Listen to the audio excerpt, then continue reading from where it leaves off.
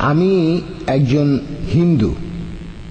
আমরা ভিন্ন ভিন্ন উপায়ে স্রষ্টার উপাসনা করি। আমরা তো হিন্দু, এখন আমাদের উপাসনা করার নিয়মটাও আলাদা। এটা নিয়ে আমরা কোনো চিন্তা করি না যে আপনারা কোন নিয়ম মেনে উপাসনা করেন। এটা নিয়ে আমাদের মধ্যে কোনো বিরোধ নেই। যদি কেউ মন থেকে করে তাহলে তাতে কোনো সমস্যা নেই।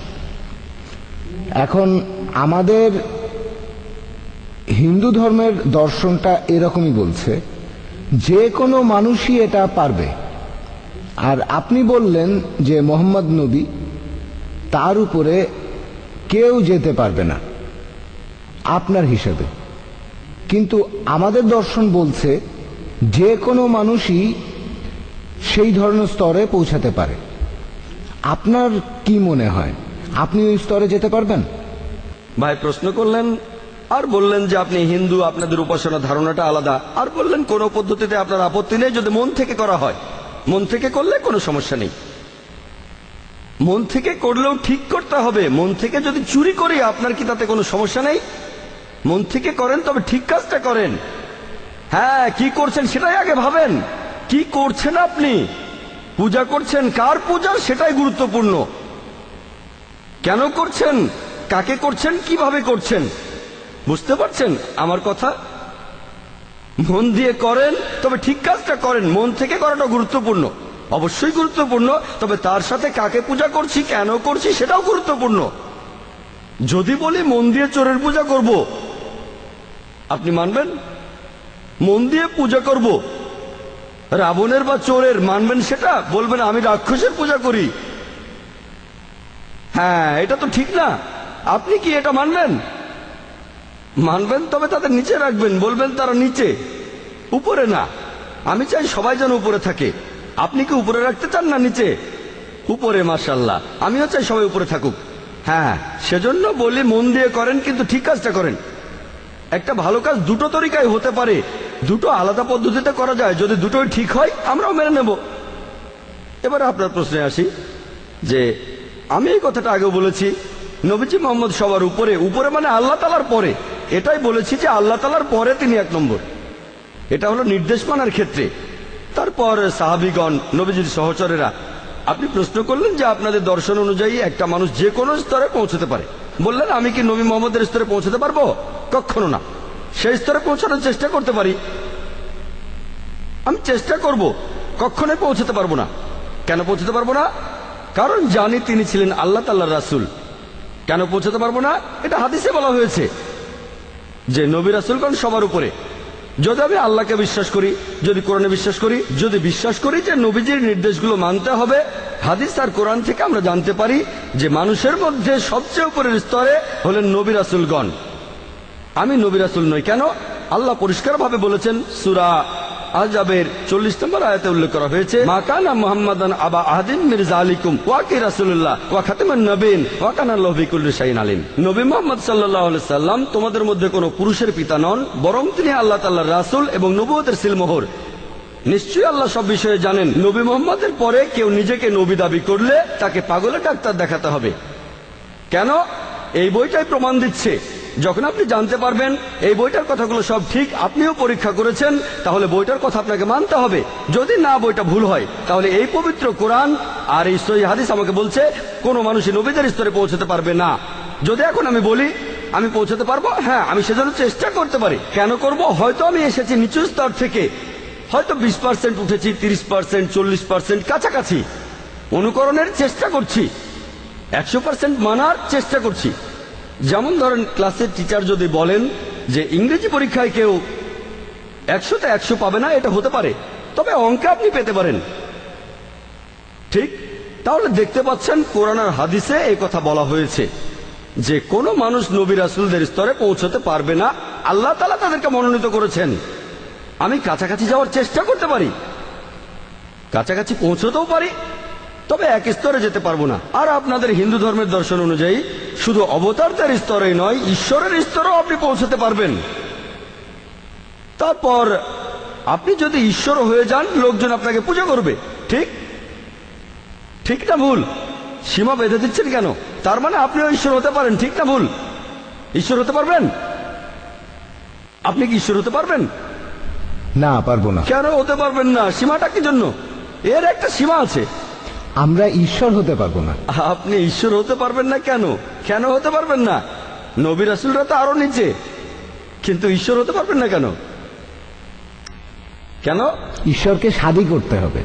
খোদার শাদী করতে হবে। ও শাদী হয়ে গেছে? হ্যাঁ। খোদার শাদী করার প্রয়োজন হয় বাচ্চা কাচ্চা হওয়ার জন্য?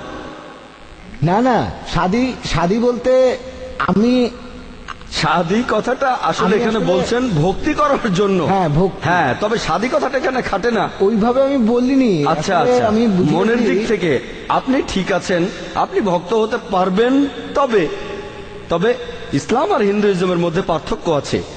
আপনাদের ধর্ম অনুযায়ী আপনারা সবকিছু ত্যাগ করে দেন, আপনারা দুনিয়াদারি বাদ দিয়ে দেন।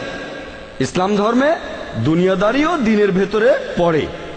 যতক্ষণ আপনি বিয়ে না করছেন ততক্ষণ ভালো মুসলিম হতে পারবেন না। দুনিয়াদারি সামলান। আপনারা হিন্দু ধর্মে কি করছেন?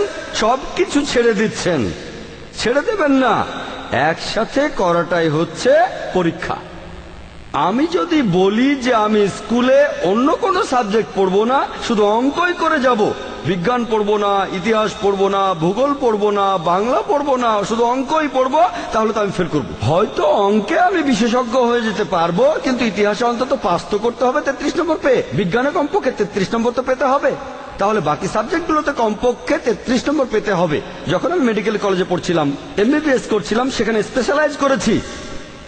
এরপরে দেখবেন এমবিবিএস এর পরে এমডি, তারপরে হার্টের উপর বিশেষজ্ঞ, ডিএম, হার্টের উপরে বিশেষজ্ঞ হচ্ছি। ব্রেন সম্পর্কে তো কিছু জানতে হবে। যদি ব্রেনের সম্পর্কে কিছু না জানি তাহলে হার্টের চিকিৎসা করব কিভাবে? আমি হার্টের চিকিৎসা করতে গেলে তো ব্রেন সম্পর্কেও কিছুটা জানতে হবে, তাই না? ইসলাম ধর্ম এমন কিছু যুক্তি আছে। আমি এখন একজন ফুল টাইম দায়ী। এখন যদি আমি বলি দায়ী হওয়ার জন্য কখনো শাদী করব না, ঈশ্বরের সঙ্গে আমি শাদীর কথা বলছি না, কোনো মহিলার সাথে শাদী করব না, বাচ্চা কাচ্চা নেব না, আমি কিছুই করব না, শুধু দাওয়াই দেব, এটাও ঠিক না। দাওয়া দেবেন, তবে এটা ফরজ যে আপনি ভালো স্বামী হবেন, একজন ভালো বাবা হবেন, একজন ভালো ছেলে হবেন। সবচেয়ে সেরা সন্তানটা হতে বলছি না, অন্তত 33 নম্বর পেয়ে পাস তো করেন, ঠিক আছে? আমি সবচেয়ে ভালো স্বামী হতে বলছি না, অন্তত 33 নম্বর পেয়ে পাসটা করে ফেলেন, বুঝলেন? আমি খুব ভালো বাবা নই, অন্তত 33 নম্বর তো পান। দাওয়ার উপরে বিশেষজ্ঞ। আপনি দেখবেন যে ইসলামে আমরা ভগবানের স্তরে যেতে পারবো না। কেন? কারণ ভগবান হতে আমরা পারবো না। আমরা মানি যে ভগবান তো মানুষই নন, তাই যেতে পারবো না। নবী রাসূলগণ মানুষ, তবে আল্লাহ তাআলা তাদেরকে মনোনীত করেছেন বিভিন্ন জাতির মানুষকে পথ দেখানোর জন্য। তারা সবাই আল্লাহর মনোনীত, তবে তারা মানুষ, ভগবান নন। আমরা তাদের পূজা করব না, তাদের পূজা করব না, তাদের ইবাদত করব না, তাদেরকে সম্মান করব, তাদের কথাগুলো মেনে চলবো। এই হলো পার্থক্য। আমাকে মাফ করবেন, আপনি শাদীর কথা বললেন, ভক্তির কথা বললেন। দেবদাসীদের নাম শুনেছেন? দেবদাসী? হ্যাঁ হ্যাঁ, আমি শুনেছি। দেবদাসীরা কি করে? দেবদাসীদের শাদী হয় দেবতার সাথে, ঠিক? তারা যায় কার সাথে? হিমালয়ে যায়। সন্ন্যাসীরা যায়, দেখেন এগুলো পরিসংখ্যান। সন্ন্যাসীরা হিমালয়ে যায় তপস্যা করার জন্য। কার তপস্যা? ভগবানের। তাদের পিছনে থাকে দেবদাসীরা। কারণটা কি? এই নিয়মটা একসময় ঠিকই বদলে যাবে। ঠিক আছে, কিন্তু এই দেবদাসীরা শাদী করে ভগবানকে, কিন্তু যায় সন্ন্যাসীদের সাথে। কি জন্য? এজন্যই আল্লাহ তাআলা বলেছেন সূরা রুমের 21 নম্বর আয়াতে, এখানে বলা হয়েছে যে আমি পুরুষ ও নারীর মধ্যে সৃষ্টি করেছি পারস্পরিক ভালোবাসা। যদি আপনি কোনো মহিলাকে দেখেন, আপনার যৌন প্রবৃত্তি কিছুটা হলেও সাড়া দেবে। যদি কিছু না হয় তাহলে ডাক্তারের কাছে যেতে হবে। যদি বলেন আমি মেয়েদের দেখি, সুন্দর সুন্দর মেয়ে, আমার কিছুই হয় না, তাহলে সমস্যা আছে। এজন্যই এসেছে হিজাব। পবিত্র কোরআনে সূরা আহজাবের 59 নম্বর আয়াতে উল্লেখ করা হয়েছে, হে নবী, তোমার স্ত্রীদের বলো, তোমার কন্যাদের বলো, আর মুমিন নারীদেরকে যখন তারা বাইরে যাবে তখন যেন চাদর পরে, যাতে করে তাদের চেনা যায়, আর এতে করে তাদের উত্ত্যক্ত করা হবে না। তাহলে পবিত্র কোরআন বলছে যদি মহিলারা বাইরে যায় তারা যেন চাদর পরে হিজাবের ভেতর থাকে, পুরো শরীর ঢাকা থাকে, স্রেফ মুখ আর হাত দেখা যেতে পারে। বাইবেলেও কথা লেখা আছে, পড়ে দেখেন, বাইবেলেও আছে যে মাথা ঢেকে রাখো। হতে পারে যে ডেভিড ভাই তার স্ত্রীকে বলবেন যে বাইবেলে তোমাদের মাথা ঢেকে রাখতে বলেছে, হয়তো এই কথা বলবেন তার বোনকে বা তার মাকে যে আমি জানতে পারলাম তোমাদের ভদ্র পোশাক পরা উচিত মাদার মেরির মতো। হয়তো ওনার বোনকে বলবেন আগামীকাল বা আজকে, অথবা তার মাকে, আর তিনি বিবাহিত হয়ে থাকলেও ভালো, তার স্ত্রীকেও বলবেন যে দেখো এই কথাটা বাইবেলে লেখা আছে। ভদ্রতা বেদেও একই কথা আছে। বেদ পড়েছেন ভাই? ঋগ্বেদে আছে, ব্রহ্মা তোমাদের সৃষ্টি করেছেন নারী হিসেবে, অতএব দৃষ্টি নিচু করো আর মাথা ঢেকে রাখো, মাথায় কাপড় দাও। আপনাদের বেদে লেখা আছে। তাহলে বেদেও কথা লেখা আছে যে মহিলারা তারা তাদের মাথা ঢেকে রাখবে, তারা দৃষ্টি নিচু করবে। আমার ভিডিও ক্যাসেটে আছে সিমিলারিটিজ বিটুইন হিন্দুইজম এন্ড ইসলাম, এটা দেখেছেন? আচ্ছা, দয়া করে ওনাকে একটা ভিসিডি দেবেন, সিমিলারিটিজ বিটুইন হিন্দুইজম এন্ড ইসলাম, এই ভিডিওটা। আর খ্রিস্টান ধর্ম সম্পর্কে যা বলেছি সেটার উপরে আরো 3-4 ঘন্টা বলে যেতে পারবো। সাদৃশ্য, আমরা সাদৃশ্য নিয়ে বলবো, পার্থক্যগুলো এখন ভুলে যাব। দেখেন ভাই, আপনারা দুজনেই পবিত্র কোরআনে সূরা ইমরানের 64 নম্বর আয়াতে বলা হয়েছে তালা ইলা কালিমাতিন সাওয়াইম বাইনানা ওয়া বাইনুকুম, এসো সেই কথাই যাহা আমাদের ও তোমাদের মধ্যে এক। দেখেন, কোনো তর্ক করছি না। বাইবেল আল্লাহর বাণী, কোরআন আল্লাহর বাণী। আপাতত এই প্রসঙ্গটা বাদ দেই। বেদ আল্লাহর বাণী কিনা সেটা পরে হবে। আপনি মানেন সেটাই আল্লাহর বাণী, ভালো। আপনি মানেন বাইবেল আল্লাহর বাণী, ভালো। আমি মানি কোরআন আল্লাহর বাণী। যেগুলো কমন আসেন সেগুলো আমরা মেনে চলি, সহজ। যেগুলো আলাদা সেগুলো নিয়ে পরে কথা বলবো। যেটা কমন সেটা দেখেন। বাইবেল বলছে ঈশ্বর একজন, বেদ বলছে ঈশ্বর একজন, কোরআন বলছে ঈশ্বর একজন, তাহলে ঈশ্বর একজন। বাইবেল বলছে মূর্তি পূজা করো না, বেদ বলছে মূর্তি পূজা করো না, কোরআন বলছে মূর্তি পূজা করো না, সেজন্য আমরা মূর্তি পূজা করি না। বাইবেল বলছে নবী মোহাম্মদ সাল্লাল্লাহু আলাইহি ওয়াসাল্লাম আসবেন, বেদ বলছে মোহাম্মদ সাল্লাল্লাহু আলাইহি ওয়াসাল্লাম আসবেন, কোরআন বলছে মোহাম্মদ সাল্লাল্লাহু আলাইহি ওয়াসাল্লাম হলেন শেষ নবী, আমরা শেষ নবীকে মানি। বাইবেল বলছে যে মহিলারা ভদ্রতার সাথে পোশাক পরবে, তাদের মাথা ঢাকবে। বেদে কথা বলছে, কোরআনে কথা বলছে মহিলারা ভদ্রভাবে থাকবে। বাইবেল বলছে মদ খেও না, বেদ বলছে মদ খেও না, কোরআন বলছে মদ খেও না, আমরা মদ খাবো না। বাইবেল বলছে শুকর খেও না, মনুস্মৃতিতে লেখা আছে শুকরের মাংস খেও না, শুকরের মাংস খাবো না। তাহলে আসেন যেগুলো কমন অন্তত সেগুলো মেনে চলি, পার্থক্যগুলো নিয়ে পরে কথা বলবো। আমাদের মধ্যে যেগুলো কমন অন্তত সেগুলো মেনে চলেন মন থেকে, মন থেকে, ঠিক আছে? এখন কোনো বোনকে প্রশ্ন করবেন? একবার এক খ্রিস্টানের সাথে আমার কোরআন, বাইবেল ও বিজ্ঞান নিয়ে কথা হচ্ছিল যে সে আমাকে বলল যে খ্রিস্টানেরা আদি পাপে বিশ্বাস করে, আর বাইবেলেও নাকি লেখা আছে কেউ যদি খারাপ কাজ করে তার 7 বংশ এই ভার বহন করে, আর এই ধরনের কিছু রোগ যেমন ডায়াবেটিস এইগুলো বংশগত রোগ, এতেই নাকি আদি পাপের সত্যতা প্রমাণিত হয়। এর উত্তরে কি বলবো?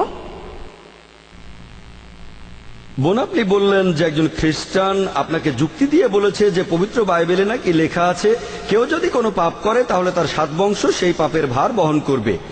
আর এখন আমরা জানি যে ডায়াবেটিস হলো একটি বংশগত রোগ। হয়তো তাদের পূর্বপুরুষদের মধ্যে কেউ কোনো পাপ করেছিল, সেজন্য তারা এই শাস্তি পাচ্ছে। বোন, আপনি যদি বাইবেল পড়েন, আমি জানি না 7 বংশ দিয়ে কোন অনুচ্ছেদের কথা বলছেন, কিন্তু বাইবেল স্পষ্ট লেখা আছে বুক অব ইজিকেল 18 নম্বর অধ্যায়ের 20 অনুচ্ছেদে যে পাপ করবে সে মারা যাবে। বাবা তার ছেলের পাপের বোঝা বহন করবে না, আর ছেলেও বাবার পাপের বোঝা বহন করবে না। বাবা তার ছেলের পাপের বোঝা বইবে না, ছেলেও বাবার পাপের বোঝা বইবে না। খারাপ লোকের খারাপ কাজ তার কাছেই থাকবে, ভালো লোকের ভালো কাজও তার সঙ্গেই থাকবে। তবে খারাপ লোক যদি তার পথটা বদলে ভালো পথে আসে তাহলে সে মারা যাবে না। তাহলে বাইবেল বলছে যে পাপ করবে সে মারা যাবে, যে পাপ করবে তার জন্য সে নিজেই দায়ী থাকবে। একই কথা আছে কোরআনে। কোরআন বলছে কোনো বহনকারী অপরের কোনো বোঝা বহন করবে না, কোনো বহনকারী অন্যের বোঝা বহন করবে না। বাইবেল একই কথা বলছে যে পাপ করবে সে মারা যাবে। বাবা ছেলের পাপের ভার বইবে না, ছেলেও বাবার পাপের ভার বইবে না। তার মানে ছেলেকে তার বাবার পাপের জন্য দোষী করা যাবে না। ছেলে বাবার পাপের ভার বইবে না, আর বাবাও ছেলের পাপের ভার বহন করবে না। খারাপ লোকের খারাপ কাজ তার সঙ্গেই থাকবে, ভালো লোকের ভালো কাজও তার সঙ্গেই থাকবে। তবে খারাপ লোকটা যদি ঘুরে দাঁড়ায়, অর্থাৎ সে যদি অনুতপ্ত হয়, তাহলে সে মারা যাবে না। তার মানে সেই লোক তাহলে পুরস্কার পাবে। তাহলে বাইবেলের এই অনুচ্ছেদ বলছে 7 বংশের কথা দিয়ে কোন অনুচ্ছেদ বোঝাচ্ছেন আমি জানি না, এই কথাটা রেফারেন্স দিয়েছি, ঠিক? তাহলে পবিত্র বাইবেল অনুযায়ী আদিপাপ বলে কিছু নেই, এই মতবাদ এনেছে চার্চ। এই কথাটা বাইবেলে নেই। এটা বাইবেলের মতবাদ না।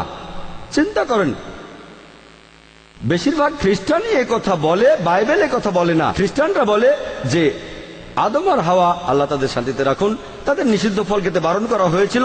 হাওয়া আদমকে প্রলুব্ধ করলেন সেই ফল খাওয়ার জন্য। তাহলে হাওয়ার পাপটা বেশি, আদম ফলটা খেলেন। আদম আলাহিসাল্লাম কি আমাকে জিজ্ঞেস করে ফলটা খেয়েছিলেন?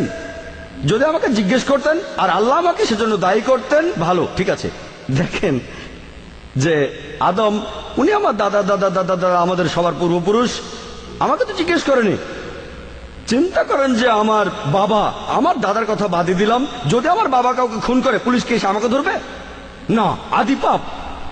তাই খ্রিস্টান দেশে কেউ মানুষ খুন করলে তার ছেলের শাস্তি হওয়া উচিত। ঠিক না ভুল? ঠিক না ভুল? ঠিক। ছেলে শাস্তি পাবে এমন কোন দেশ আছে? যে দেশগুলো খ্রিস্টান ধর্ম প্রচার করে আর খ্রিস্টান আইন মেনে চলে, সেখানে তো ছেলে শাস্তি হওয়া উচিত। এমনটা আপনারা কোথাও দেখবেন না। এমন আইন কোথাও দেখেছেন? এটা অযৌক্তিক। যদি বাবা কোনো ভুল করে সেজন্য সে দায়ী থাকবে। হ্যাঁ, যদি আমার বাবাকে খুন করতে সাহায্য করি তাহলে পুলিশ আমাকে ধরবে, ঠিক আছে। তাহলে আমাদের সবার পূর্বপুরুষ আদম আলাইহিসসালাম গন্ধম ফল খেয়েছেন, কিন্তু আমাকে জিজ্ঞেস করেননি। যদি আপনার বন্ধুকে জিজ্ঞেস করে তাহলে তিনি দায়ী থাকবেন, আমাকে কেউ জিজ্ঞেস করেনি। এরপর প্রমাণ হিসেবে বললেন অসুখের কথা। আপনাকে বলা হয়েছে যদি ভালো করে দেখেন ডায়াবেটিস বংশগত রোগ। হ্যাঁ, আমি মেডিকেল ডক্টর, আমি প্র্যাকটিস করা বাদ দিয়েছি। এখন আমি ইসলামের কথা বলি, সত্যের কথাগুলো প্রচার করার চেষ্টা করি। আমি জানি মেডিকেলি যে ডায়াবেটিস বংশগত রোগ, এটা একটা জেনেটিক রোগ। সেজন্য আপনাকে বলা হয়েছে যে আমরা জানতে পেরেছি যে অমুক লোক পাপ করেছে, সেজন্য এটা হয়েছে। প্রথমেই বলি বাইবেলে এমন কোনো কথা নেই। আর বলছেন এই অসুখটা জেনেটিক, এই যুক্তিতে তাহলে মানতে হবে অন্য সবকিছু। আমরা জানি এমন অনেক লোক আছে যারা স্মাগলার, ধর্ষণকারী। হয়তো এদের ছেলেমেয়েরা বুদ্ধিমান। এখন কি বলবেন, যেহেতু তারা ধর্ষণ করেছে, বাবা স্মাগলিং করেছে, সেজন্য ছেলেমেয়েরা বুদ্ধিমান হয়েছে? এরকম কি? এরকম নাকি? না। যদি পূর্বপুরুষের পাপের জন্য শাস্তি পেয়ে থাকেন, এখন পূর্বপুরুষ ভালো কাজ করলে তার পুরস্কারটাও তো পাবেন, ঠিক? এরকম আমরা দেখি, প্রায় দেখি যে বাবা সে একেবারে খারাপ লোক, নিষ্ঠুর, তারপরেও ছেলেমেয়েরা খুব ভালো। এখন এগুলো হলো বিভিন্ন মেডিকেল অসুখ। আর একটা জিনিস, ইসলাম ধর্মে আপনার ডায়াবেটিস আছে অথবা নেই, এটার উপর নির্ভর করে কিন্তু আপনি বেহেশতে যাবেন না। যার ডায়াবেটিস আছে সে বেহেশতে যেতে পারে, আবার দোজখও যেতে পারে। যার ডায়াবেটিস নেই সে লোকও বেহেশতে যেতে পারে, দোজখও যেতে পারে। ডায়াবেটিসের উপর নির্ভর করে আপনি বেহেশতে যাবেন না। এই জীবনটা একটা পরীক্ষা। আল্লাহ পবিত্র কোরআনে বলেছেন, সূরা মুলকের 2 নম্বর আয়াতে উল্লেখ করা হয়েছে, আল্লাহ জি খালাকাল মাউতা ওয়াল হায়াতা, আল্লাহ সৃষ্টি করেছেন জীবন মৃত্যু পরীক্ষা করার জন্য, কে তোমাদের মধ্যে কর্মে উত্তম। তাহলে এটা একটা পরীক্ষা, আল্লাহ পরীক্ষা করছেন। আর কোরআনে উল্লেখ আছে আমি কাউকে পরীক্ষা করি ভয় দিয়ে, কাউকে ক্ষুধা দিয়ে, কাউকে জীবনের ভয় দেখিয়ে, কাউকে অসুখ দিয়ে, কাউকে সম্পদ দিয়ে। আল্লাহ পবিত্র কোরআনে বলেছেন এটা একটা পরীক্ষা। এই পরীক্ষা হতে পারে জেনেটিক দিয়ে, জেনেটিক ছাড়া। এইডস, একটা রিসার্চ কথা বলছে যে সমকামিতা জেনেটিক। এখন সমকামিতা জেনেটিক হলে কাকে দোষ দেব? ঈশ্বরকে, আমাদের না। সমকামিতা তো একটা পাপ। পরবর্তীতে জানা গেল যে এই রিসার্চটা হচ্ছে ভুয়া, আর যে লোকটা এই মতবাদটা এনেছিল সে নিজেই একজন সমকামী। এখন সমকামিতা হলো পাপ, ডায়াবেটিস তো পাপ না। তাই সমকামিতা যদি জেনেটিক হয় তাহলে সমস্যা হবে, ঠিক? কারণ সমকামিতা হলো পাপ, ডায়াবেটিস তো কোনো পাপ না। মিথ্যা কথা বলা জেনেটিক না।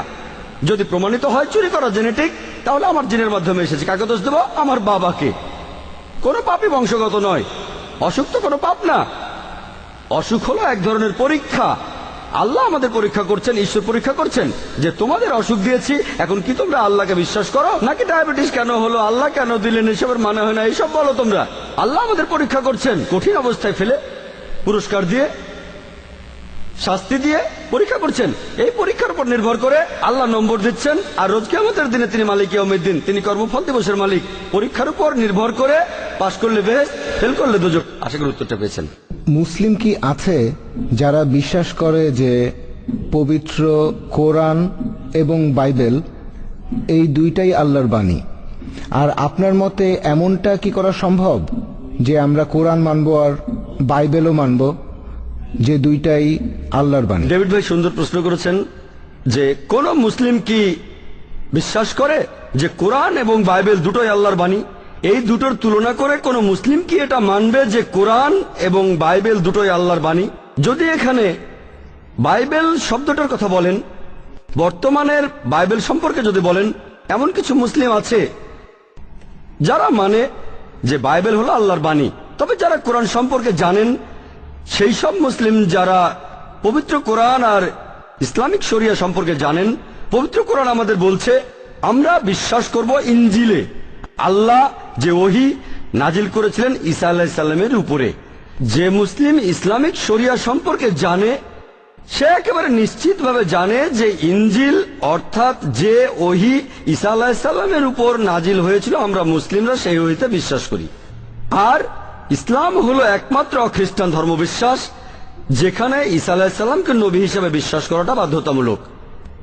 সেই মুসলিম না যে ঈসা আলাইহিস সালামকে বিশ্বাস করে না।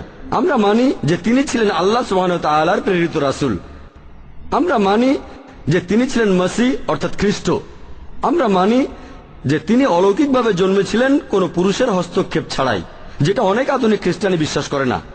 আমরা মানি তিনি আল্লাহর আদেশে মৃতকে জীবিত করেছিলেন। আমরা মানি তিনি আল্লাহর আদেশে জন্মান্ধ আর কুষ্ঠরোগীদের সুস্থ করেছিলেন। আর পবিত্র কোরআন বলছে যে ইনজিল হলো সেই ওহী যেটা নাজিল হয়েছিল ঈসা আলাইহিস সালামের উপরে। এখন যারা বাইবেল পড়েছেন তারা বুঝবেন যে বাইবেল এটা সেই আসল ওহী নয় যেটা ঈসা আলাইহিস সালাম বা যীশু খ্রিস্ট পেয়েছিলেন। যিনি বাইবেলের উপর একজন বিশেষজ্ঞ হন, তিনি খ্রিস্টান অথবা হিন্দু অথবা মুসলিম, বাইবেল পড়লে আপনারাও বুঝবেন যে বর্তমানে আমরা যে বাইবেল দেখছি, বাইবেল শব্দটা এসেছে গ্রিক শব্দ বিবলোস থেকে, যার অর্থ বই বা অনেকগুলো বই। আপনারা হয়তো জানেন যে বাইবেল হলো অনেকগুলো বইয়ের সংগ্রহ, 66টা। এটা বলে খ্রিস্টানদের একটা গ্রুপ, প্রোটেস্ট্যান্টরা। আর ক্যাথলিকরা তারা বলে 73টা, 7টা বই বেশি। তাহলে এই বাইবেল এসেছে গ্রিক শব্দ বিবলোস থেকে। আর মুসলিমরা আমরা যারা শরিয়া সম্পর্কে কিছুটা জানি, আমরা বলি যে এই বাইবেলের পুরোটাই আল্লাহর বাণী নয়। যদি বাইবেল ভালো করে পড়েন, কিছু কথা বাইবেলের কিছু অংশ খুবই সামান্য আল্লাহ তাআলার বাণী, কিছু অংশ সেগুলো নবীর বাণী, যীশু খ্রিস্ট বলেছেন। কিছু অংশ ঐতিহাসিক, কিছু অংশে অত্যন্ত দুঃখের সাথে বলছি আছে পর্নোগ্রাফি, ভুল আর পরস্পর বিরোধী কথা আছে। আমরা বাইবেলের এই ভুলগুলোকে নিয়ে বলতে পারি না যে আল্লাহ লিখেছেন, এটা বলতে পারি না যে আল্লাহ এখানে অবৈজ্ঞানিক কথা লিখেছেন। আমরা যেটা বলি, আমরা যেটা মানি যে আসমানি কিতাব ইনজিল যেটা ঈসা আলাইহিস সালামের উপর নাজিল হয়েছিল, সেটা আল্লাহ তাআলার বাণী। তবে বর্তমানের বাইবেল একটা মিক্সচার। তাই সামগ্রিকভাবে যারা পবিত্র কোরআন আর বাইবেল সম্পর্কে জানেন, তারা কখনোই বলবেন না যে সামগ্রিকভাবে পুরো বাইবেল এটা আল্লাহর বাণী। তবে হ্যাঁ, ঈসা আলাইহিস সালামের উপর যে ওহী নাজিল হয়েছিল সেটা আল্লাহর বাণী। এবার আপনার দ্বিতীয় প্রশ্নে আসি, যে বাইবেল আর কোরআনের মধ্যে সাদৃশ্য আছে। আমার একটা লেকচারে ইসলামের সাথে খ্রিস্টান ধর্মের সাদৃশ্যগুলো দেখিয়েছিলাম। যেহেতু আমরা মানি আল্লাহ তাআলা ঈসা আলাইহিস সালামের উপরে যে ওহী নাজিল করেছিলেন সেটা আল্লাহ তাআলার বাণী, আমরা তাই এখানে বেছে নেই সেই অংশগুলো যেগুলো সর্বশেষ আসমানি কিতাবের সাথে মিলে যায়। যদি আপনারা ওল্ড টেস্টামেন্ট আর নিউ টেস্টামেন্টের কথা বলেন, পবিত্র কোরআন হলো আল্লাহ তাআলার লাস্ট টেস্টামেন্ট। আর যদি এই কোরআন নিয়ে অন্য পরীক্ষা করতে চান, যদি বিজ্ঞান নিয়ে পরীক্ষা করতে চান, কোরআন সেটাই পাশ করবে। কোরআনে একটাও পরস্পর বিরোধী কথা পাবেন না, পবিত্র কোরআনে কোনো ভুল খুঁজে পাবেন না। তাহলে যদি এভাবে পরীক্ষা করেন, যে কোনো ধর্মগ্রন্থ হোক, সেটা হিন্দু ধর্মগ্রন্থ অথবা কোরআন অথবা বাইবেল, দেখতে পাবো পরীক্ষায় শুধু কোরআনই পাশ করবে, আর দুর্ভাগ্যজনকভাবে বাইবেল এই পরীক্ষায় ফেল করবে। আমি আমেরিকায় একটা বিতর্ক করেছিলাম, Quran and Bible in the light of science. বিতর্কটা ছিল ডক্টর উইলিয়াম ক্যাম্বেলের সঙ্গে। তিনি একটা বই লিখেছিলেন যে কোরআনে 30টা বৈজ্ঞানিক ভুল আছে। অনেকদিন কোন মুসলিমের উত্তরে কিছু বলেননি। আমি শিকাগোতে গিয়ে ডক্টর ক্যাম্বেলের সঙ্গে বিতর্ক করলাম, আর আলহামদুলিল্লাহ আল্লাহ তাআলার অশেষ রহমতে আমি সবগুলো অভিযোগ খণ্ডন করলাম। তারপর আমি বাইবেলের 38টা বৈজ্ঞানিক ভুল দেখিয়েছিলাম, তিনি সেগুলোর উত্তর দিতে পারেননি। এরপর আপনি বললেন আমাদের মধ্যে কি সাদৃশ্য আছে? হ্যাঁ আছে। আমি যেটা করেছি, আমি পবিত্র বাইবেল থেকে সেগুলোই নিয়েছি যেটা কোরআনের সাথে মেলে। আর আমরা মুসলিমরা কোনো আপত্তি ছাড়াই এটা মেনে নেব যে বাইবেলের এই কথাগুলো আল্লাহ তাআলার বাণী। কারণ আরবিতে পবিত্র কোরআন, এটাকে আরো বলা হয় ফুরকান, ফুরকান মানে যেটা দিয়ে সঠিক আর বেঠিককে বিচার করব। যদি একটা স্কেল থাকে তাহলে কোনো কিছু মেপে দেখতে পারবো, তাহলে যখন স্কেলটা দিয়ে দেখবো আর যেটা কোরআনের সাথে মিলে যাবে, আমরা মুসলিমরা সামগ্রিকভাবে কোনো আপত্তি ছাড়াই মেনে নেব যে বাইবেলের এই অংশটা আল্লাহ তাআলার বাণী। এখন বাইবেলের সাথে এমন অনেক সাদৃশ্য আছে, এখানে হয়তো সবগুলো বলার সময় পাবো না, তবে এই কথাটা আগেও বলেছি যে মুসলিমরা আমরা মানি যে ঈসা আলাইহিস সালাম আল্লাহ তাআলার প্রেরিত রাসূল। তিনি অলৌকিকভাবে জন্মেছিলেন পুরুষের হস্তক্ষেপ ছাড়াই। তিনি আল্লাহর আদেশে মৃতকে জীবিত করেছিলেন। আমরা মানি তিনি আল্লাহর আদেশে জন্মান্ধর কুষ্ঠরোগীদের সুস্থ করেছিলেন। মুসলিম আর খ্রিস্টানরা আমরা এখানে এক। আমাদের মধ্যে অমিলও আছে। এমন অনেক খ্রিস্টান আছে যারা বলে যীশু খ্রিস্ট নিজেকে ঈশ্বর বলে দাবি করেছিলেন। তিনি বলেছিলেন যে তিনি নাকি ঈশ্বর। সত্যি বলতে যদি বাইবেল পড়েন, বাইবেলে পরিষ্কারভাবে কোথাও এই কথা বলা হয়নি, স্পষ্ট করে এই কথা একটা জায়গায় তো বলা নেই গোটা বাইবেলের কোথাও যে ঈসা আলাইহিস সালাম নিজেই একথা বলেছেন পরিষ্কারভাবে যে আমি ঈশ্বর অথবা তোমরা আমার উপাসনা করো। আমি আবার বলছি, বাইবেলে পরিষ্কারভাবে কোথাও এই কথা বলা হয়নি, স্পষ্ট করে বলা একটা লাইনও নেই গোটা বাইবেলের কোথাও যেখানে ঈসা আলাইহিস সালাম নিজেই বলেছেন যে আমি ঈশ্বর অথবা তোমরা আমার উপাসনা করো। আপনি যদি পবিত্র বাইবেল পড়েন, যীশু খ্রিস্ট তার নিজের মুখেই বলেছেন, এটা আছে গসপেল অফ জন 14 নম্বর অধ্যায়ের 28 অনুচ্ছেদে। যীশু খ্রিস্ট তার নিজের মুখে বলেছেন আমার পিতা আমার চাইতে মহান। গসপেল অফ জন 10 নম্বর অধ্যায়ের 29 অনুচ্ছেদ, আমার পিতা সবার চাইতে মহান। গসপেল অফ ম্যাথিউ 12 নম্বর অধ্যায়ের 28 অনুচ্ছেদ, আমার ঈশ্বরের আত্মার সাহায্যে শয়তানকে তাড়িয়ে দেই। গসপেল অফ লুক 11 নম্বর অধ্যায়ের 20 নম্বর অনুচ্ছেদ, আমি ঈশ্বরের আঙ্গুলের সাহায্যে শয়তানকে তাড়িয়ে দেই। গসপেল অফ জন 5 নম্বর অধ্যায়ের 30 অনুচ্ছেদ, আমি নিজের থেকে কিছুই করতে পারি না, আমি এখানে বিচার করি আর আমার বিচার সঠিক, কারণ আমি আমার ইচ্ছাকে দেখি না, আমার পিতার ইচ্ছাকে দেখি। যদি কেউ বলে সে নিজের ইচ্ছাকে না দেখে আল্লাহর ইচ্ছাকে দেখে, সে একজন মুসলিম। তাহলে যীশু খ্রিস্ট আল্লাহর কাছে নিজের ইচ্ছাকে সমর্পণ করেছিলেন। আরবিতে এমন একজন লোককে বলা হয় মুসলিম। যীশু খ্রিস্ট নিজেকে কখনো ঈশ্বর বলে দাবি করেননি। বুক অব অ্যাক্টসে পরিষ্কার বলা আছে 2 নম্বর অধ্যায়ের 22 নম্বর অনুচ্ছেদে, হে ইসরায়েলের সন্তানেরা, এই কথাটা শোনো, নাজারেথের যীশু যে তোমাদের মধ্যে ঈশ্বরের প্রেরিত নবী আর ঈশ্বরের আদেশে সে অলৌকিক কাজ করেছে, তোমরা তা সাক্ষী থাকবে। ঈশ্বরের প্রেরিত নবী তোমাদের মধ্যে যে অনেক অলৌকিক কাজ করেছে মহান ঈশ্বরের আদেশে, আর তোমরা সাক্ষী। তাহলে যীশু ছিলেন মানুষ, তবে আল্লাহ সুবহানাহু ওয়া তাআলা তাকে পাঠিয়েছিলেন একজন রাসূল হিসেবে মানুষ জাতির জন্য। যদি ভালো করে দেখেন যে যীশু খ্রিস্ট কখনোই নিজেকে ঈশ্বর বলে দাবি করেননি, তিনি ছিলেন আল্লাহ সুবহানাহু ওয়া তাআলার একজন রাসূল। সেজন্য আমরা বলি বাইবেলে দেখবেন কোরআনের সাথে অনেক সাদৃশ্য আছে। যেমন ধরেন বাইবেল বলছে যে ভবিষ্যতে একজন নবী আসবেন যার নাম হবে মুহাম্মদ সাল্লাল্লাহু আলাইহি সাল্লাম। অনেক জায়গায় আছে, ওল্ড টেস্টামেন্টে আছে, নিউ টেস্টামেন্টেও আছে। ওল্ড টেস্টামেন্টে দেখবেন বুক অফ ডিউটেরোনমি 18 নম্বর অধ্যায়ের 18 অনুচ্ছেদে আছে মুহাম্মদ সাল্লাল্লাহু আলাইহি সাল্লাম আসবেন। এছাড়াও আছে বুক অফ ডিউটেরোনমি 18 নম্বর অধ্যায়ের 19 অনুচ্ছেদে, আছে বুক অফ আইজায়া 29 নম্বর অধ্যায়ের 12 অনুচ্ছেদে, আছে সং অফ সলোমন 5 নম্বর অধ্যায়ের 16 অনুচ্ছেদে, এখানে নাম ধরে বলা হয়েছে। নিউ টেস্টামেন্টেও এই কথা বলা হয়েছে, আছে গসপেল অফ জন 14 নম্বর অধ্যায়ের 16 অনুচ্ছেদে, গসপেল অফ জন 15 নম্বর অধ্যায়ের 26 অনুচ্ছেদে, গসপেল অফ জন 16 নম্বর অধ্যায়ের 7 নম্বর অনুচ্ছেদে, গসপেল অফ জন 16 নম্বর অধ্যায়ের 12 থেকে 14 অনুচ্ছেদে, যে সর্বশেষ আর চূড়ান্ত নবী আসবেন, নবী মুহাম্মদ সাল্লাল্লাহু আলাইহি সাল্লাম, সে কথা বাইবেলে লেখা আছে। তাহলে কিছু সাদৃশ্য আছে।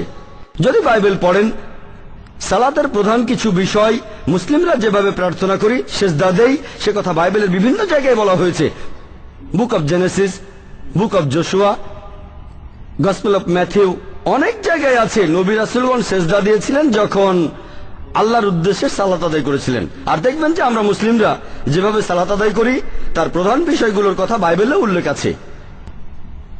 ইসলাম ধর্মের অন্যান্য বিষয়গুলো যেমন অজু করা বাইবেলে আছে, সালাত আদায়ের আগে আমরা অজু করি, একথাও বাইবেলে আছে। ইসলাম ধর্মে যাকাত দেওয়ার ব্যবস্থা আছে। আর দেখবেন যে প্রায় একই জিনিস খ্রিস্টান ধর্মেও আছে, তোমরা দান করো তাতে তোমাদের পাপ ধুয়ে যাবে। বাইবেলে এই কথা বলা হয়েছে। বুক অব শামস 84 নম্বর অধ্যায়ের 4 থেকে 6 অনুচ্ছেদে, যে সেই লোকগুলো আশীর্বাদ প্রাপ্ত যারা বাক্কা শহরে যায়, অর্থাৎ মক্কা শহরে। এরপর দেখবেন যে ইসলাম ধর্মে অনেক জিনিসই নিষিদ্ধ, পবিত্র কোরআনে সেগুলো বাইবেলেও নিষিদ্ধ। পবিত্র কোরআনে সব মিলিয়ে 4 জায়গায় বলা হয়েছে। সূরা মাইদার 3 নম্বর আয়াতে উল্লেখ করা হয়েছে, সূরা বাকারার 173 নম্বর আয়াতে উল্লেখ আছে, সূরা আনামের 145 নম্বর আয়াতে উল্লেখ আছে, এছাড়াও সূরা নাহালের 115 নম্বর আয়াতে উল্লেখ করা হয়েছে বলা হয়েছে হুররিমাত আলাইকুম মাইতাতু ওয়াদ্দামু হালামুল খিনজির ওয়া মা উহিল্লা লিগাইরিল্লাহ বি। তোমাদের জন্য হারাম খাবার হলো মৃত জন্তু, রক্ত, শূকরের মাংস আর যে পশু জবাই করার সময় আল্লাহ ছাড়া অন্য কারো নাম নেওয়া হয়েছে। এই সব জিনিস বাইবেলেও এগুলোকে নিষিদ্ধ করা হয়েছে। যদি বাইবেল পড়েন, book of Genesis, book of Leviticus আর বুক অব ডিউটেরোনমি রক্ত নিষিদ্ধ করা হয়েছে। এছাড়াও পবিত্র বাইবেলে আছে শূকরের মাংস খাওয়া নিষিদ্ধ, বুক অব ডিউটেরোনমি 14 নম্বর অধ্যায় 18 অনুচ্ছেদে আছে। এরপর বুক অব আইজায়া 65 নম্বর অধ্যায় 2 থেকে 5 অনুচ্ছেদে আছে। বাইবেলে মৃত পশুর মাংস খাওয়া নিষিদ্ধ, বুক অব অ্যাক্টস 15 নম্বর অধ্যায়ের 29 অনুচ্ছেদ। যে পশুকে জবাই করার সময় আল্লাহর নাম ছাড়া অন্য কারো নাম নেওয়া হয়েছে সেটাকে বাইবেলেও নিষিদ্ধ করা হয়েছে। বুক অব অ্যাক্টস 15 অধ্যায়ের 29 অনুচ্ছেদ। যেগুলো কোরআনে নিষিদ্ধ করা হয়েছে তার অনেকগুলো বাইবেলেও নিষিদ্ধ। এরকম আরো অনেক সাদৃশ্য আছে, যেমন ভদ্রতা। মুসলিমরা যেরকম জামা কাপড় পরবে, মহিলারা মাথা ঢাকবে, পুরো শরীর ঢাকা, শুধু মুখ আর হাত দেখা যেতে পারে, কাপড়টা ঢিলে ঢালা হবে, তারা বিপরীত লিঙ্গের মতো পোশাক পরবে না। এগুলো হলো শরিয়ার আইন, যেগুলো কোরআন আর হাদিসে আছে। একইভাবে বাইবেলে দেখবেন বুক অব ডিউটেরোনমি 22 নম্বর অধ্যায়ের 5 নম্বর অনুচ্ছেদে বলা হয়েছে পুরুষরা এমন কোন পোশাক পরবে না যেটা মেয়েদের মতো হয়, আর মেয়েরাও পুরুষদের পোশাক পরবে না। আর এরকম পোশাক যারা পরে তারা সবার ঘৃণার পাত্র। তার মানে বিপরীত লিঙ্গের পোশাক পরা বাইবেলেও নিষিদ্ধ করা হয়েছে। ফার্স্ট তিমথি পড়লে দেখবেন 2 অধ্যায় 9 অনুচ্ছেদে বলা হয়েছে যে মহিলারা পোশাক পরবে ভদ্রতার সাথে, তারা শরীর ঢেকে রাখবে, শালীন পোশাক পরবে, তারা দামি গহনা অথবা স্বর্ণ বা মুক্তা কিছু পরবে না। এরপরে আছে ফার্স্ট করিন্থিয়ান্সে 11 নম্বর অধ্যায়ের 5 থেকে 7 অনুচ্ছেদে যে মহিলা তার মাথা ঢাকে না ঈশ্বরের কাছে প্রার্থনা করার সময় সে নিজেকে অসম্মান করে, তার মাথা কামিয়ে দিতে হবে, তার মানে ন্যাড়া করে দিতে হবে। কোরআন বা হাদিসে এত কঠিন ভাবে কোথাও বলা হয়নি ভদ্রতা নিয়ে। কোরআনে এমন কোন আয়াত নেই অথবা এমন হাদিসও নেই যে কোনো মহিলা মাথা না ঢাকলে তার মাথা কামিয়ে দাও, এটা বাইবেলে আছে।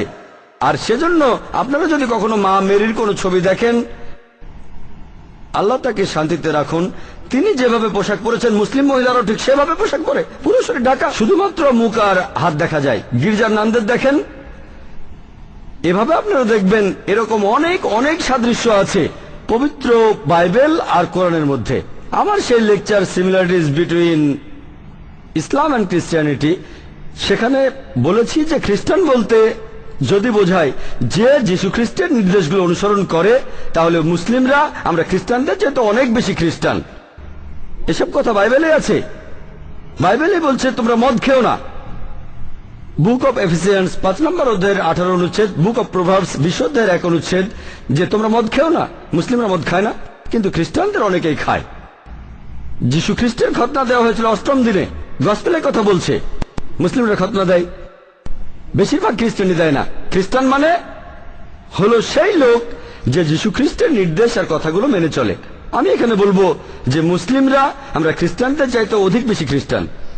তাহলে আপনার প্রশ্নের উত্তরটা হলো গোটা বাইবেলকে আমি মহান ঈশ্বরের বাণী বলে মানতে পারছি না। দ্বিতীয় উত্তরটা হ্যাঁ, আমাদের মধ্যে সাদৃশ্য আছে, আর আমরা এটাই মানি যে বাইবেলের অংশ বিশেষ, সেটা মহান আল্লাহর বাণী। আমাদের খুঁজে বের করতে হবে সেগুলো কোথায় আছে, পবিত্র কোরআনের উপর ভিত্তি করে। তারপর ইনশাআল্লাহ মুসলিম আর খ্রিস্টানরা এক হতে পারবো। আশা করি উত্তরটা পেয়েছেন। আপনি আরো প্রশ্ন করতে চাইলে করতে পারেন। ধন্যবাদ, আপনার উত্তরটা ভালো লাগলো। আমি কোরআনের উপর এক্সপার্ট নই, আপনি এক্সপার্ট। তবে কোরআনের ইংরেজি অনুবাদ পড়েছি, সেখানে যা পড়েছি তার উপরে কিছু প্রশ্ন করতে চাই। কোরআনের ইংরেজি অনুবাদে আমি পড়েছি যে বলা হয়েছে তাওরাত, জাবুর, ইনজিল, যে এইগুলো আল্লাহ তাআলার বাণী, তাই না? কিছু জায়গায় বলা আছে যে এই আল্লাহর বাণীকে কেউ বদলাতে পারবে না। এছাড়াও আরেক জায়গায় বলা হয়েছে নবী মুহাম্মদ সাল্লাল্লাহু আলাইহি সাল্লামকে বলা হয়েছে যদি সন্দেহ থাকে এই কোরআনের কথার ব্যাপারে, তাহলে যারা তোমার আগে আসমানি কিতাব পেয়েছে তাদের জিজ্ঞাসা করো। আমার মনে হয় এরা ইহুদি আর খ্রিস্টান। কোরআনের এই আয়াতগুলো পড়ে আমার মনে হয়েছে যে যদি তাওরাত, জাবুর আর ইনজিল এগুলো আল্লাহর বাণী হয়, কেউ তাদের বদলাতে পারবে না। আর এটা যে মুহাম্মদ সাল্লাল্লাহু আলাইহি সাল্লাম এর মনে যদি কোরআনের কথা নিয়ে সন্দেহ থাকে তাহলে তিনি ইহুদি আর খ্রিস্টানদের জিজ্ঞাসা করবেন।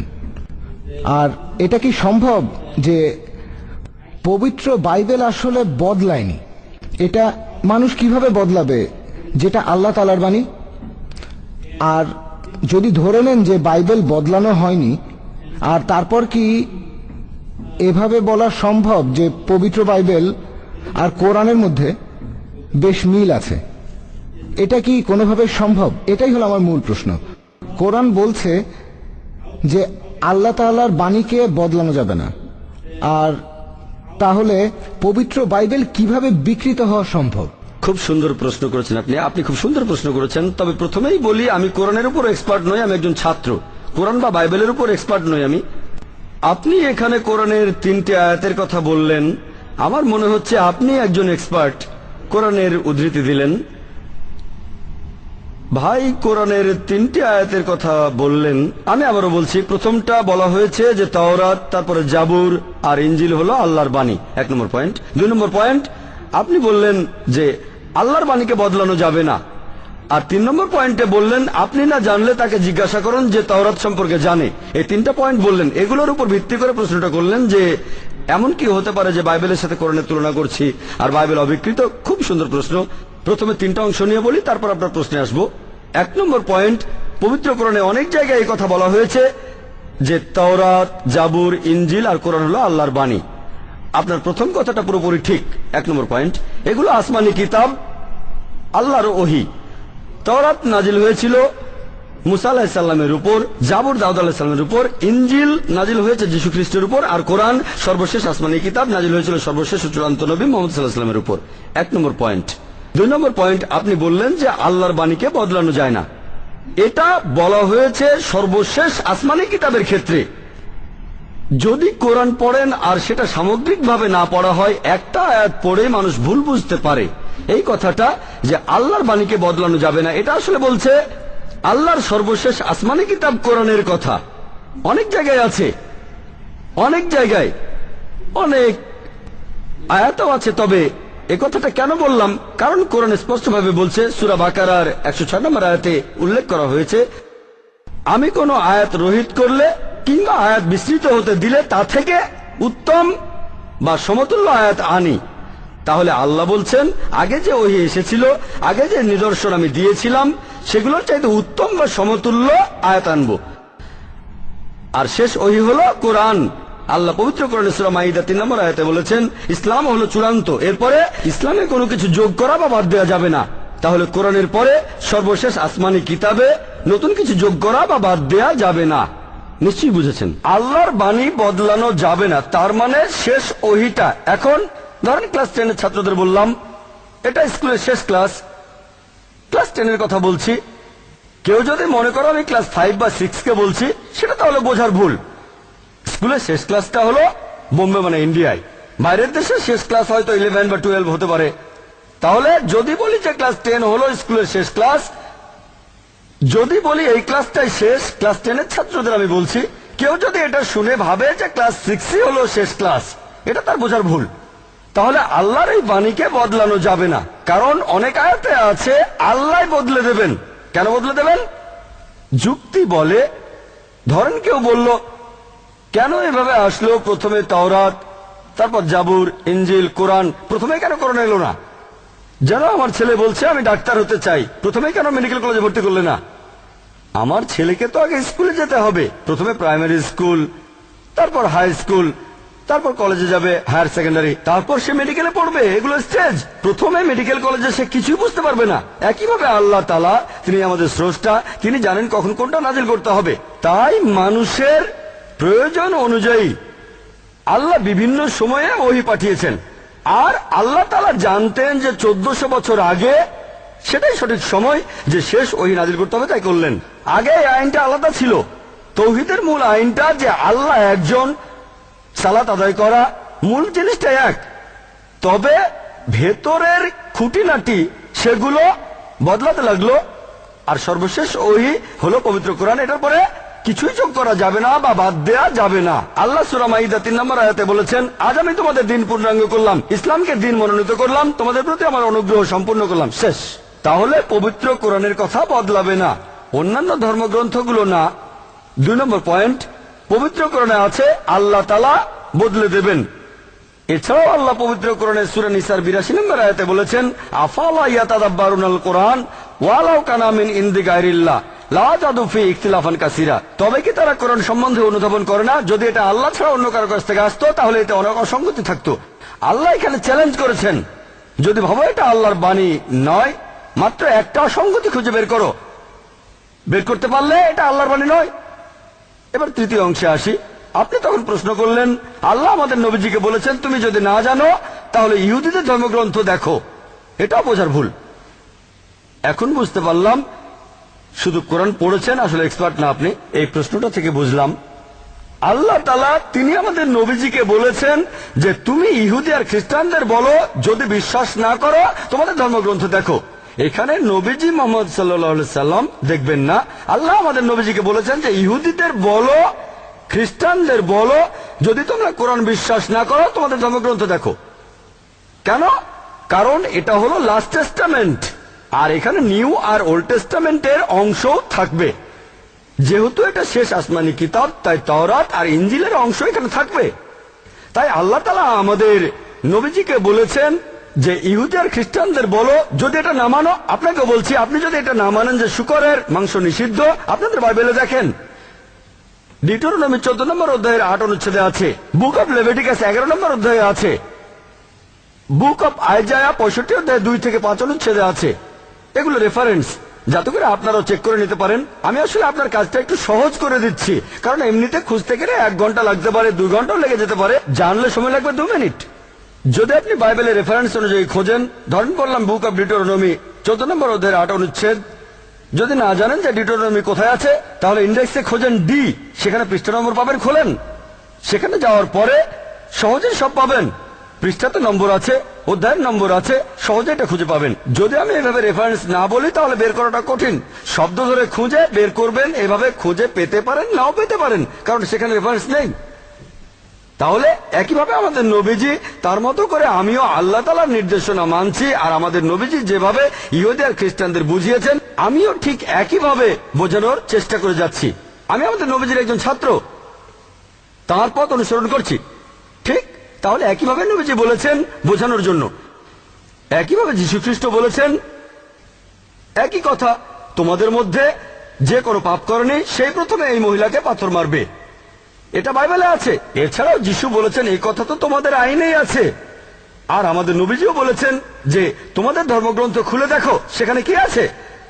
তাহলে নবীজির কথার সাথে ইহুদি আর খ্রিস্টানরা যখন একমত হয়নি, নবীজি তাদেরকে ধর্মগ্রন্থগুলো দেখতে বললেন।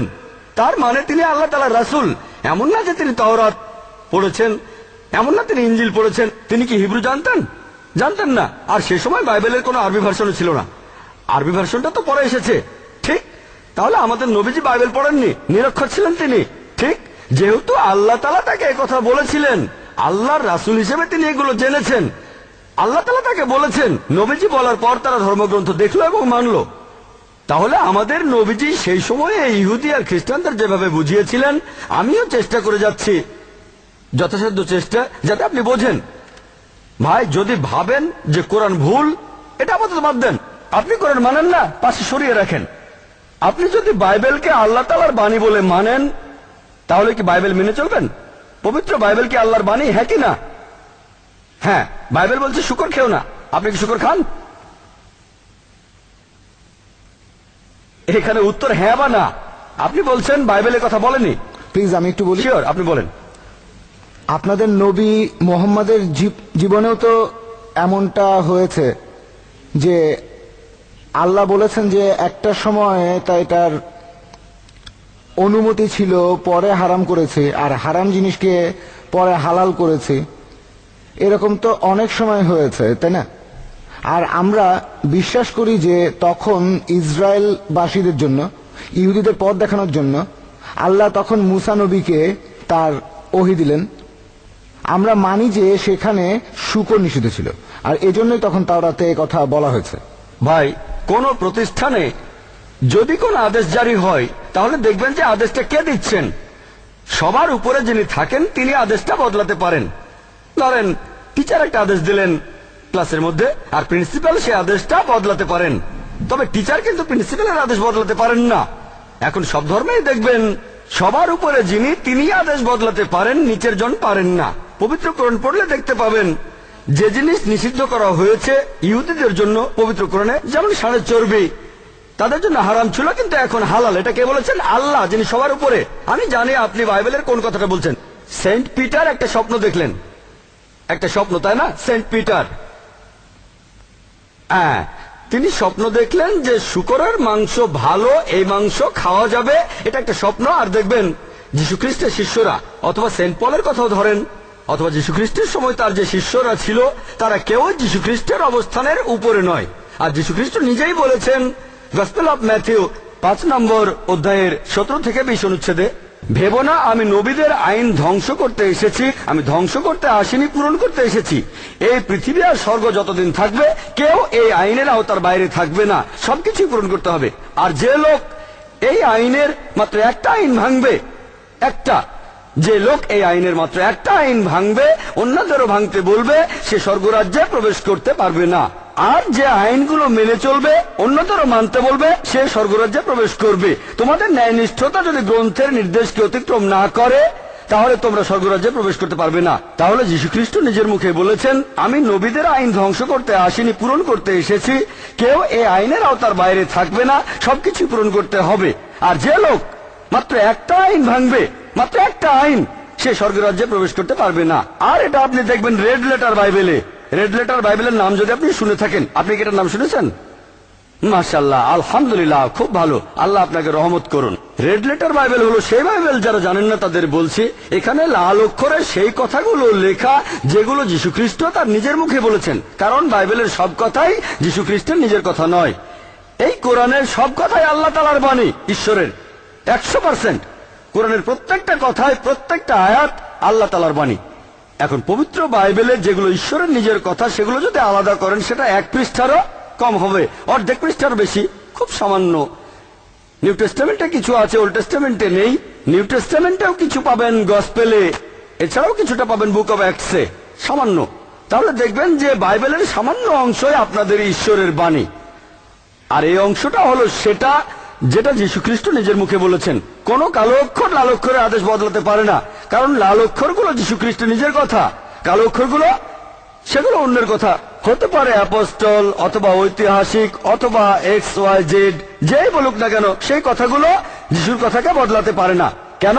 কারণ যীশু খ্রিস্ট তাদের উপরে। যদি না আপনি বলেন যে পল, পিটার, থমাস এরা যীশু খ্রিস্টের উপরে, তাহলে একইভাবে ইসলামেও আল্লাহ হলেন সবার উপরে। তারপরে আমাদের নবীজি, তারপর আছেন নবীজির সাহাবাগণ, খ্রিস্টানদের অ্যাপোস্টল, ইসলামের সাহাবা।